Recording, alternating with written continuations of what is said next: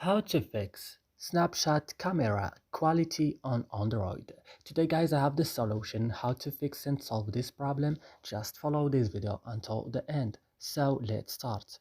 First you will just go to settings of your phone and you will go now to apps. And on apps guys, you will just scroll down the screen or search for Snapchat.